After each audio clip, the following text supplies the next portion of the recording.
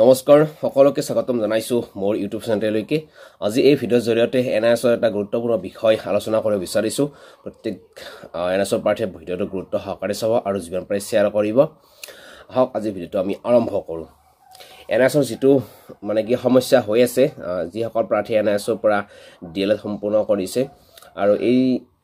সম্পূৰ্ণ কৰা প্ৰাৰ্থী সকলৰ কাৰণে যেটো ৰায়দান আহিল উচ্চতম ন্যায়ালয়ৰ আৰু এই ৰায়দানটো যেটো কোন ধৰণৰ সমাধান হোৱা নাই এতিয়ালৈকে গতিকে এই বিষয়ে যেটো বহুত ভিডিঅ' বনালো আজি আকৌ এটা মানে কি গুৰুত্বপূৰ্ণ বিষয় আলোচনা কৰিব বিচাৰিছো এনআইএছৰ ৰায়দানটো যদিও আশা কৰা হোৱা নাছিল মহামান্য উচ্চতম ন্যায়ালয়ে সেই ৰায়দানটোৱে দিছিল আৰু তাৰ পিছৰে পৰা এনআইএছৰ প্ৰাৰ্থীসকলৰ যথেষ্ট সমস্যাৰ সন্মুখীন হৈছে আইনী প্ৰক্ৰিয়াৰ মাজেৰে যাবলগীয়া হৈছে এটা কথাটো হল যে আইনী প্ৰক্ৰিয়াৰে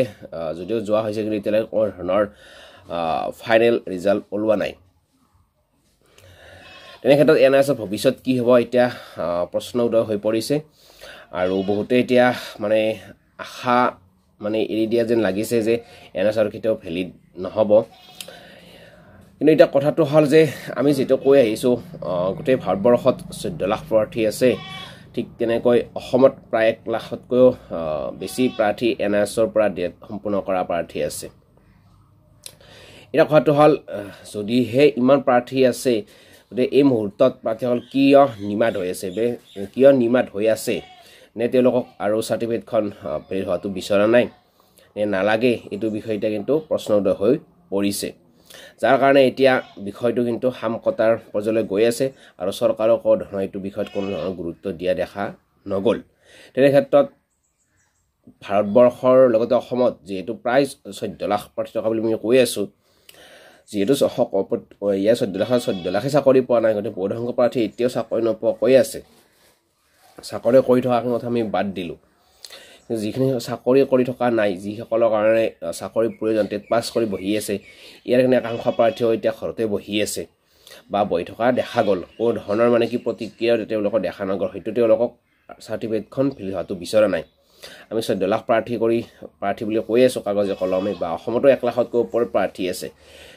তেনে ক্ষেত্ৰত মানে কি জাগৰণটো যিমান হ'ব লাগিছিল বা চৰকাৰ আমি যেনে দৃষ্টিগোচৰ কৰাব লাগিছিল আমি কৰাব নোৱাৰিলো যাৰ কাৰণে আজি এনআইএছৰ বিষয়টো এটা কোনো স্পৰ্শকাতৰ বিষয় আছিল এইটো যেটো আমি আগতে কৈছো যে যেটো কোৰ্স মানে কি চৰকাৰে ডিজাইন কৰা এটা কোৰ্স আছিল আৰু সেই কোৰ্সটো মহামান্য উচ্চতম ন্যায়ালয়ৰ পৰা সেই আশা নকৰা ৰায়দানটো আহিল আৰু তেনে ক্ষেত্ৰত চৰকাৰে কোনো ধৰণৰ গুৰুত্ব দিয়া দেখা নগল অসমৰ সৰ্বানন্দ সোণোৱালৰ পৰা কেবিনেট পৰ্যায়ৰ মন্ত্ৰীলৈকে এই বিষয়টো অৱগত কৰা হল যদিও তেওঁলোকে কোনো ধৰণৰ গুৰুত্ব দিয়া দেখা নগল যাৰ কাৰণে এটা বিষয়টো কিন্তু বহুত মানে কি স্পৰ্শকাতৰ হৈ পৰিছে আৰু যদিহে এনেকৈ থকা হয় অদূৰ ভৱিষ্যতে আৰু এনআইএছ ভেলিড হ'ব বুলি কিন্তু আশা নকৰিব যদিহে এনআইএছৰ ওপৰত আৰটিআই কৰি থকা হৈছে কিন্তু সেই ৰিপ্লেটো সেই কথাখিনিয়ে কৈ থকা হৈছে যে এনআইএছ কেনেকৈ ডিএলএড সম্পূৰ্ণ কৰা হল কোন তাৰিখে অৰ্ডাৰ মানে কি দিয়া হৈছে সেই কথাখিনি আৰটিআইটো ওলাই আহিছে কিন্তু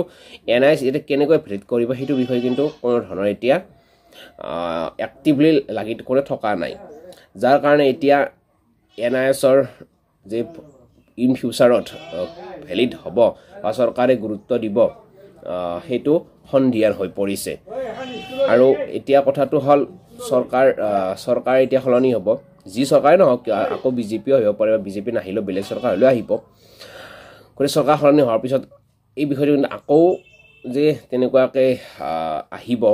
সেইটো মানে অনুমান কৰিব নোৱাৰি চৰকাৰে গুৰুত্ব দিব কাৰণ জিকিলেতো আৰু হ'ল আৰু যদি বেলেগ চৰকাৰ আহে তেতিয়া তেওঁলোকে আৰু এইটো বিষয় এৰি চলিব গতিকে প্ৰাৰ্থীসকলে কিন্তু সজাগ হ'ব লাগিছিল ইলেকশ্যন আগত সজাগ হ'ব লাগিছিল বিষয়টোত কিন্তু নহ'ল মুষ্টিমেয় কেইজনমান প্ৰাৰ্থীয়ে ইয়াৰ ওপৰত লাগি থাকিল আৰু যাৰ কাৰণে আজি বিষয়টো কোনো ধৰণৰ চৰকাৰে গুৰুত্ব দিয়া দেখা নগল আৰু এতিয়া ভৱিষ্যতে যে এনআইএছৰ কি হ'ব বা ভাল হ'ব নহয় সেইটো কিন্তু এতিয়াই সম্পূৰ্ণ ক'ব পৰা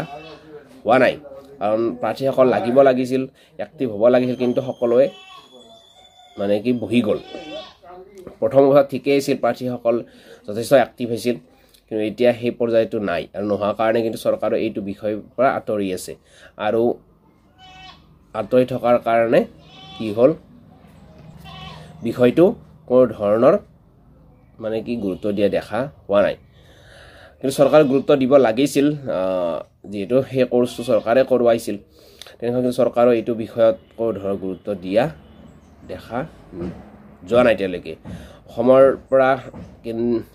কেন্দ্ৰীয় মন্ত্ৰী আসন অলংকৃত কৰা সৰ্বানন্দ সোণোৱাল ডাঙৰীয়া কৈ বিষয়টো অৱগত কৰা হ'ল তেওঁৰ দিনতে এই কোৰ্সটো কৰোৱা হৈছিল তেনে ক্ষেত্ৰতো কিন্তু চৰকাৰে কোনো ধৰণৰ বা সৰ্বানন্দ সোণোৱাল মানে গুৰুত্ব দিয়া পৰিলক্ষিত দিয়া দেখা নগ'ল এতিয়া চৰকাৰ সলনি হ'ব কি হয় সেইটো এতিয়া সন্দেহৰ আৱৰ্তত গতিকে প্ৰাৰ্থীসকলে কিন্তু বহি থাকিলে কেতিয়াও আপোনাৰ ভিজিট কৰিব নোৱাৰে আইনী প্ৰক্ৰিয়াই হওক বা যেনেকৈ হওক লাগিব আৰু যদিহে ভাবে যে নালাগে তেতিয়াহ'লেতো আৰু কথা নাই বাৰু আপোনালোকে আৰু নতুনকৈ DLED বা BEd কৰক যদিহে শিক্ষক হোৱাৰ সপোন আছে আৰু যদিহে নালাগে যদি কৰিব নোৱাৰে তেতিয়াহ'লে এইখন চাৰ্টিফিকেটে ভেলিড কৰাৰ কাৰণে লাগি থাকক নহ'লে আপোনালোকে টেট পাছ কৰা চাৰ্টিফিকেট কেতিয়াও মানে কি চাকৰিত এপ্লাই কৰিব নোৱাৰে যিহেতু আচল মেইন চাৰ্টিফিকেটখনেই নোহোৱা হ'ব বা হৈছে এতিয়া গতিকে কথাখিনি ক'বলগীয়া হ'ল যে যিটো মানে কি বিচৰা হৈছিল তেনেকৈ প্ৰাৰ্থীসকল এক্টিভ নহ'ল আমি বহুত ভিডিঅ' বনালোঁ তেনে ক্ষেত্ৰত কিন্তু প্ৰাৰ্থীসকলক নোৱাৰিলোঁ আৰু আমি কৈয়ে আহিছোঁ যে ভাৰতবৰ্ষত 14 লাখ আৰু অসম বাহিৰতো কিন্তু এইটো বিষয় তেনেকুৱাকৈ প্ৰতিক্ৰিয়া হোৱা পৰিলক্ষিত নহ'ল অসমত আমি কৈ আছোঁ 1 লাখৰ ওপৰত প্ৰাৰ্থী আছে কিন্তু 1 লাখৰ প্ৰাৰ্থীৰ ভিতৰত কিমান সংখ্যক প্ৰাৰ্থী ওলাই আহিছে নাহিল গতিকে যাক একদম অত্যন্ত জৰুৰী সেই কেইজনমান প্ৰাৰ্থীয়ে লাগি আছে গতিকে আপোনালোকে নিজে বিবেচনা কৰক কি কৰে কি নকৰে আমি আছোঁ সদায় থাকিম আৰু ভিডিঅ' আগবঢ়াই দেখিম কিন্তু এনেকুৱা কামবিলাক অকলে কৰা বা আপুনি এজন বা দুজনে কেতিয়াও সফল হ'ব নোৱাৰে এইটো যিহেতু ৰাজহুৱা এটা মানে সমস্যা প্ৰায় সংখ্যক প্ৰাৰ্থীৰ ভৱিষ্যত জড়িত হৈ আছে